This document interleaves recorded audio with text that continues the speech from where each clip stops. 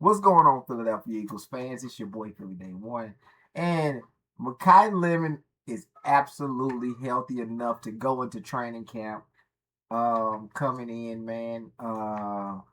These, I think this is big because he need these reps, rookie or not. He need these reps. Saquon Barkley, house was broken into. Golly, come on, Philly, we killing each other. Saquon Barkley house is broken into. I think everything's okay. We have the video. We're gonna watch that in this video. So, and we're gonna get to that. We're gonna get to that later. Dan Orlowski speaks on Jalen Hurts, and I know what y'all thinking. He's speaking good on Jalen Hurts. So if you watch my videos before, Dan Orlowski, son, uh, wrote a comic book or designed a comic book for Jalen Hurts, and Jalen Hurts kind of let Dan Orlowski's know by talking to his son. He said, "If I'm good enough to be in your comic book, I think your dad should be nicer to me on television." And Dan Orlowski heard it, and he is nicer to him on television. He brought up a couple stat lines that Jalen Hurts has been phenomenal in, and we're gonna talk about those in the video as well. Greg Cosell goes off to talk about the blocking aspect of the game on the offensive side of the ball, and why Lane Johnson, who he spoke to, is very excited. We're going to talk about that. We're going to talk about the exciting mics. They were brought up. They talked about the conversations of AJ Brown coming back to Philly to do the joint practice with the Patriots. And they talked about their quarterback and their wide receiver being ranked, and how they felt about those rankings. It's good. It's good. It's good TV, man. Jahai Campbell was having such a great season last season, but it was so overshadowed by how good Nakobe Dean was. Nakobe Dean was absolutely phenomenal, man. Losing to Kobe Dean was like losing Isaiah Rodgers of last year. Not this last year, but the Super Bowl year. When we lost when we lost Isaiah and Darius Slay, that's how I kind of felt about losing to Kobe Dean. Because he played so well in this system. But Jahai Campbell was playing. Jahai Campbell has the potential, while finishing out the season, he has the potential to be really, really good. Really, really good. I've said this in multiple videos that Jahai Campbell upside compared to Nakobe Dean's upside the gap is so large on Jahai Campbell's side because of everything that he can do. And we're gonna get to see him at full effect this year. He's been working hard, no knee injuries. He's been bulletproofing his knees. He had the shoulder surgeries. He seems to be fine with the shoulder surgeries. So we're gonna talk about the impact he had while being on the field and what he could possibly do this year. We also gonna talk about Nolan Smith. Nolan Smith was spotted working out. He didn't have a brace on his tricep, nothing. He was just getting I think it was some deadlifts he was getting in. We got that video for you, so we're gonna show it.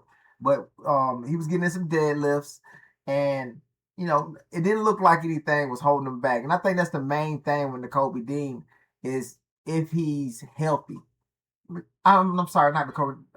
Nolan Smith. Nolan Smith. When Nolan Smith is healthy, Nolan Smith is a dang good edge rusher.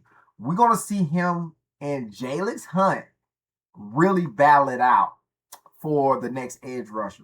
Jonathan Bernard is cemented into that position. He's most definitely starting, but the guy next to him, we don't know.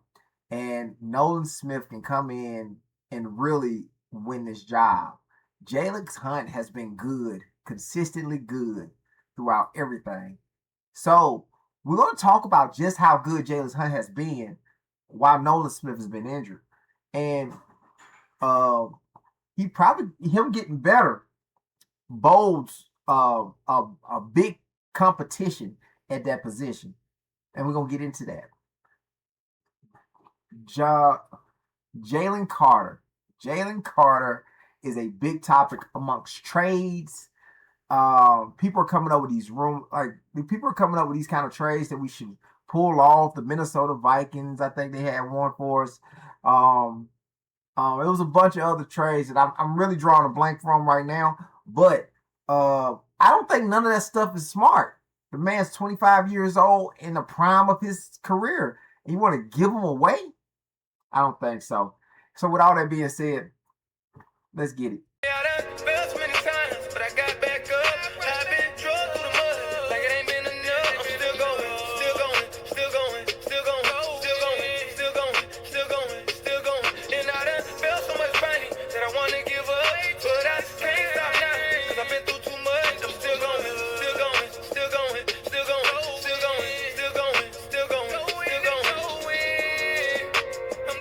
All right, like I said, Mekhi Lemon is ready to practice. He's in training camp. He's ready for training camp. He's healthy enough for training camp. The hamstring ain't giving him any problems. He'll be full go.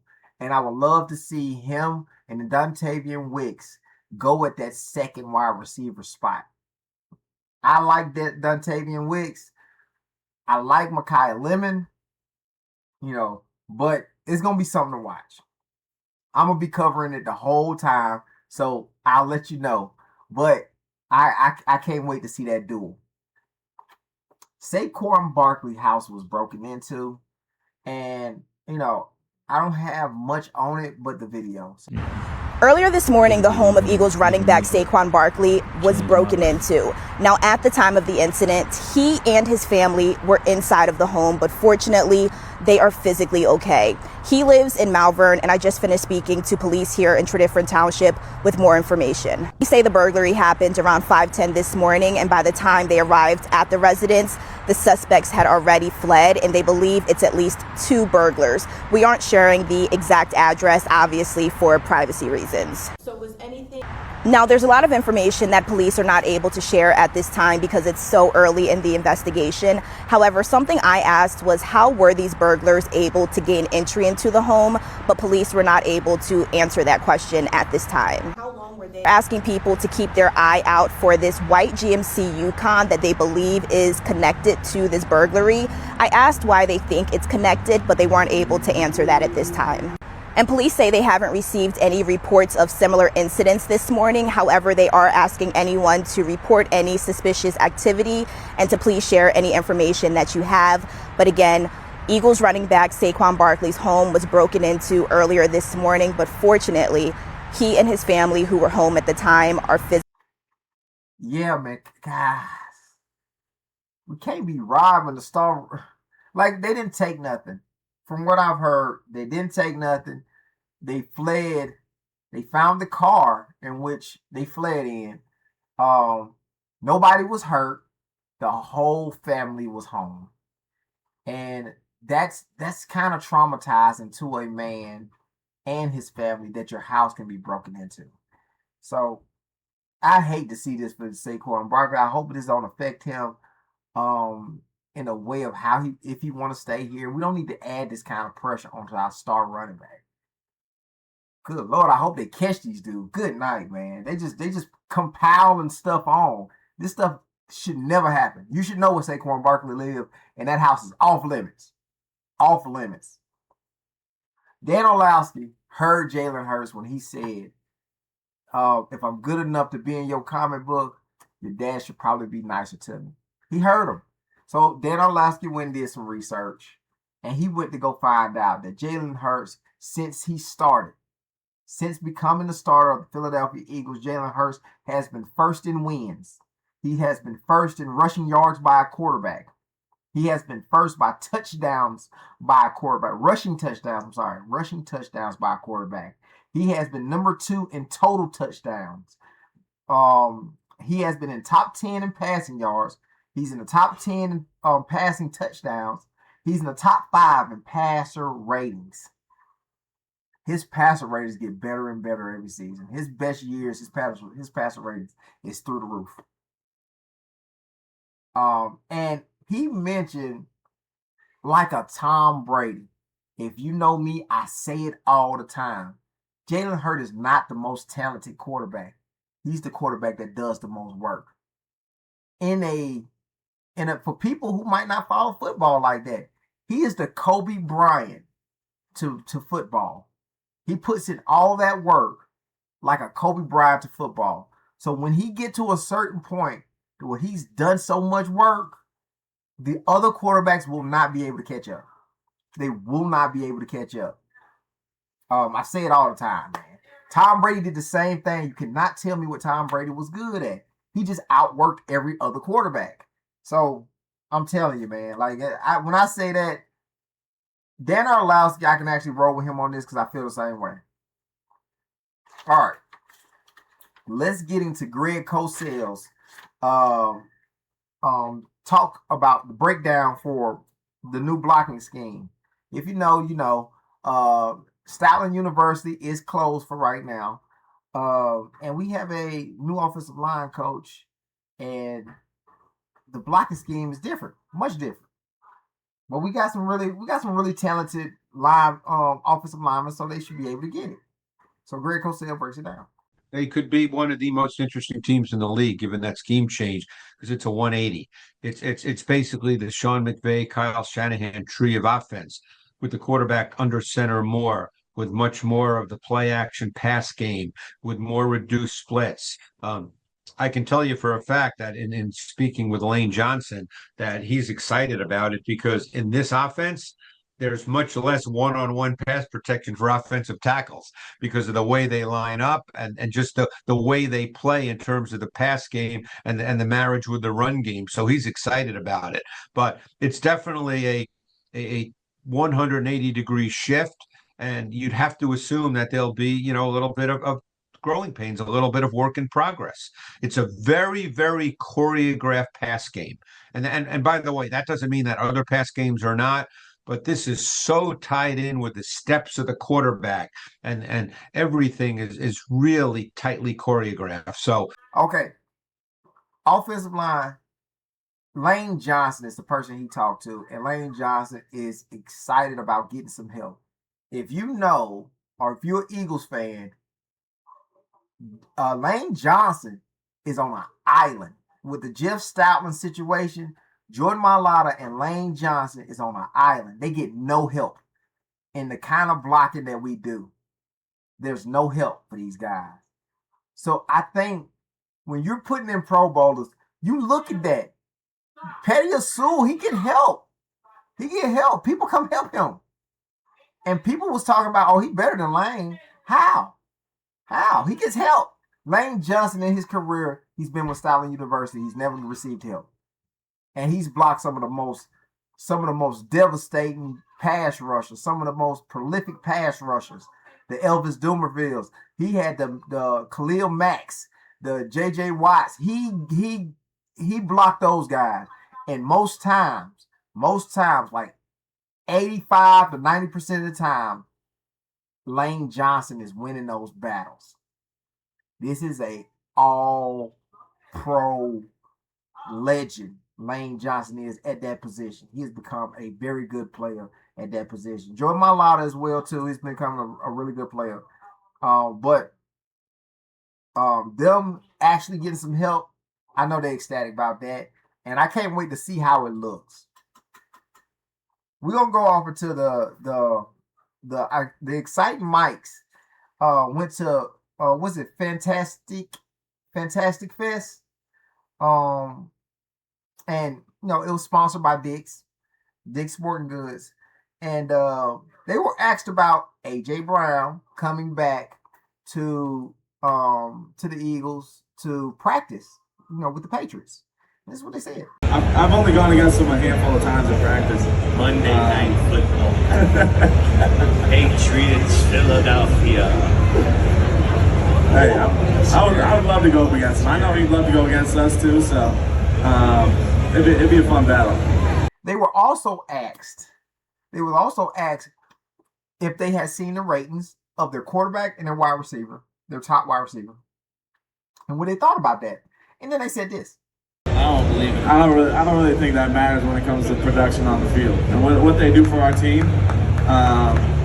Those guys are great leaders in our locker room. So, but I'm excited to watch them this year. Obviously, we got a new OC. Some good receivers. So it'll be helpful, what else y'all got going on? I want to know. I'm trying to write it down. Okay. The AJ Brown thing, I'm sure Coop might not go one-on-one with AJ Brown. I think that's going to more be a Rick Woolen and Quinyon Mitchell thing. And maybe it might be just a Quinyon Mitchell thing because he be wanting those reps. He want all the smoke. So I don't even think they'll match up then, but I know that he'll be very happy to see AJ Brown because they were really close. And as far as the quarterback wide receiver thing, that was perfect. The answer to that was perfect. That makes me believe we care more about their ratings than they do.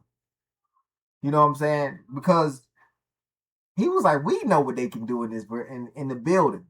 You know what I'm saying? So I do care about y'all ratings more than y'all do. And that's okay. I'll keep caring about it more than y'all do because y'all deserve that kind of notoriety. So, and I keep fighting for you. We're gonna go off to talk about Jahad Campbell. Jahad Campbell was very good last year. And it was so overshadowed by how Nakobe Dean came back to get his spot.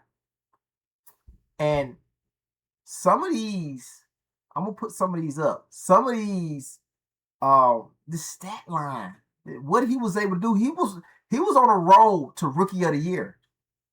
Easy. Defensive Rookie of the Year. He was on the road and he was leading at one point to be Rookie of the Year. And he was playing well. Let's not get it confused. Nakobe Dean came in here and did something nobody expected him to do. Jahad Campbell came in here and did something that nobody was really expecting him to do right off the bat. Yeah, I can say that with a confident mind that nobody expected him to ball out like that. He balled out. He really did ball out. And nobody expected that from him, but nobody expected Nakobe Dean to come in here and go crazy like that. He earned that spot back. And now that Jahad has had a year understanding football, training for the season, I can expect these numbers to look way better. He's going to play the whole year unless something happens. He gets hurt. But I can expect him to play the whole year, and he's going to be outright ridiculous. We'll go to the pass rushers. The pass rushers we first going to go to is Nolan Smith. Nolan Smith, when he is healthy, he is such a good pass rusher. He's so good. He's faster than everybody. Get off is crazy. And he put on some muscle. But his whole thing is he don't stay healthy. He was saw working out. No brace on, nothing. That looks good for me. I can't wait to see what he do. And I believe that he's going to push Jalix Hunt to be just as good because Jalix Hunt has been getting better and better and better, consistently getting better and better and better. And I don't believe y'all understand how good Jalix Hunt was until you see some of this stuff. He led us in interceptions. He led us in sacks. Jalix Hunt was all over the place. Interceptions, sacks. This man can be very, very special. Very, very special. Like very slowly special. And we're going to have to choose between those two who we want to stay. We're going to have to choose. So, I mean, until that time, we'll just wreck the league up. We'll wreck the league up until that time, but we're going to have to choose at one. And in one of these situations, we're going to have to figure out which one we want. But let's move on. Jalen Carter has been such a big topic amongst people not understanding why it's taken so long to get the deal done. There's a man who came off a season where he was injured. You can see where that might impact the negotiation room. Are you healthy? It's going to be something that comes up. Are you healthy? Nobody wants to pay big money to a person who's injured. You know, we know what you're capable of doing. What you showed us recently. What have you done recently? And that's the kind of league we are in. What have you done recently? What you've done recently was have 2 surgeries on your shoulders. And even though it looks good on Instagram and stuff like that, we need to see what it looks like on the field. I can understand that. And hopefully Jalen Carter can understand that. The trade rumors is straight retarded. This is a 25-year-old stud muffin. There's no way that you trade him. And for some of the stuff that they're saying trade him for, I heard give him to the Raiders and then send a draft pick over to get Max Crosby. I'm not feeling that. I've heard the Vikings get a 4th round and a 5th round pick, or 4th round or a 6th round pick for Jalen Carter. I'm not hearing that. And I think of the other one was a swap between the 49ers D tackle and a draft pick in the 6th round or the 7th round. No. If we selling Jalen Carter off, you get a 1st rounder for Jalen Carter. You get a first. If we selling them off, I don't think we do that. But if you're gonna do something crazy like that, you get a 1st round for him. A 1st round pick. Non-negotiable. Non-negotiable. That is all I got, man. Like, comment, subscribe. Turn those post notifications on so y'all stop missing these videos. And we out. Let's go, Birds.